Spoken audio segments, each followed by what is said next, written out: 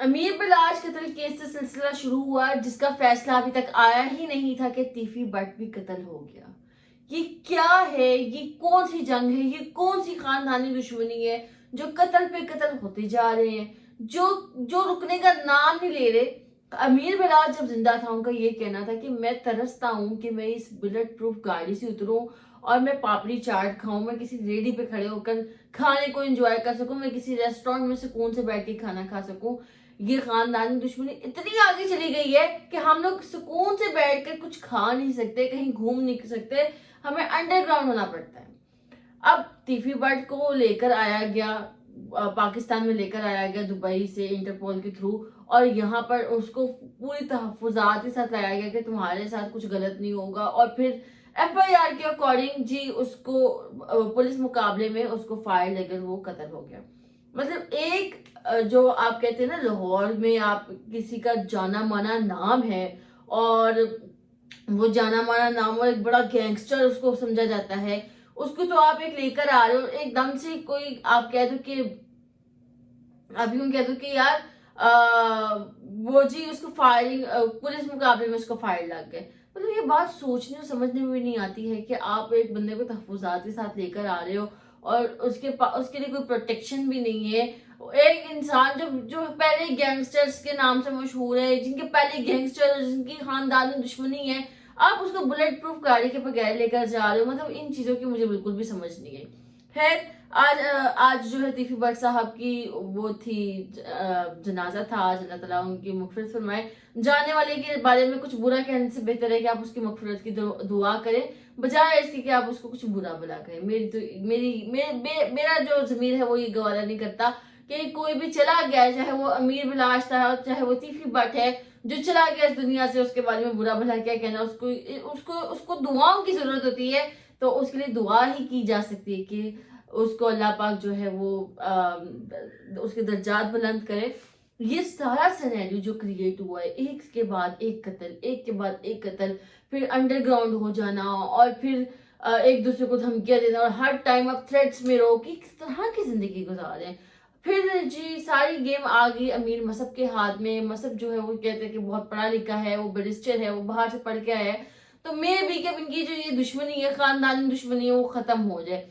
हाँ, अब बात आ गई है दोनों ग्रुप्स। मैं इनको ये नहीं कहूंगी कि गैंगस्टर है, ये एक्सेट्रा जो भी है, ये दो लाहौर के बड़े ग्रुप्स हैं। इनको चाहिए, हमारी हुकूमत को चाहिए कि इनको बिठाएं और इनको कहें कि आपस में सुलह करो, और कितना खून खराबा करोगे और कितनी दुश्मनियां पालोगे।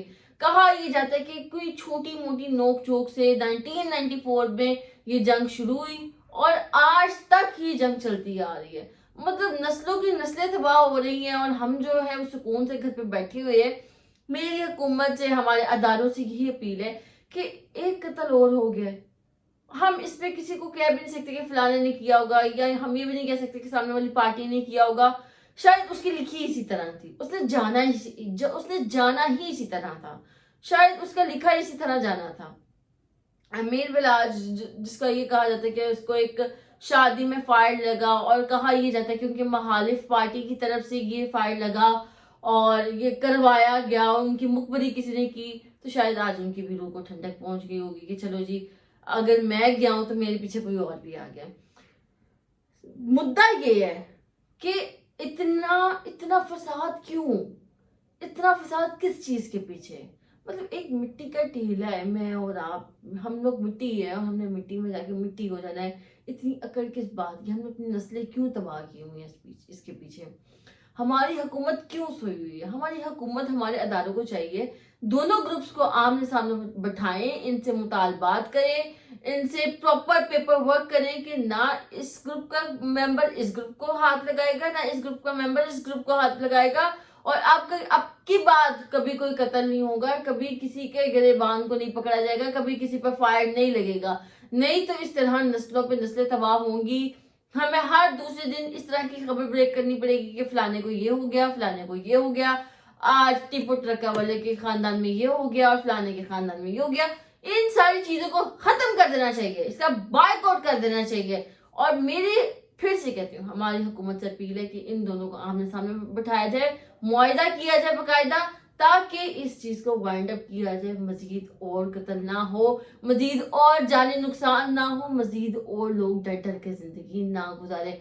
उम्मीद है कि आपको ये प्रोग्राम पसंद आया होगा। मैं और रवायती बातें नहीं कर सकती कि ये हो गया वो हो गया, सब कुछ आप लोग देखते हुए आ रहे हैं। मेरा सिर्फ ये मकसद था कि मैं आप लोगों तक ये बात पहुंचाऊं कि खानदानों के खानदान तबाह हो रहे हैं, बजाय इसके और चीजें तबाह हों और खून खराबा हो। इस सब चीजों को वाइंड अप करें और एक दूसरे की तरफ सुलह का हाथ बढ़ाया जाए। इसी के साथ अपनी मेजबान मोमिना लेको दीजिए इजाजत, फिर मिलेंगे नेक्स्ट प्रोग्राम के साथ। अल्लाह निगहबान।